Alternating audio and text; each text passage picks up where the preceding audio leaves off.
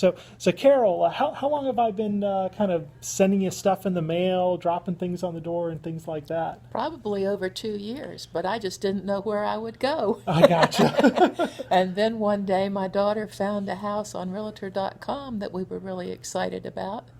And so I called you, hmm and you came right out that afternoon and offered me a very fair price. Yeah, because I'd been sending you one of the things I'd sent you were kind of comparables. You kind of knew about what it was worth, and you were real happy with the number that I brought to you, That's right. and that was so. Where are you guys? So where are you guys headed?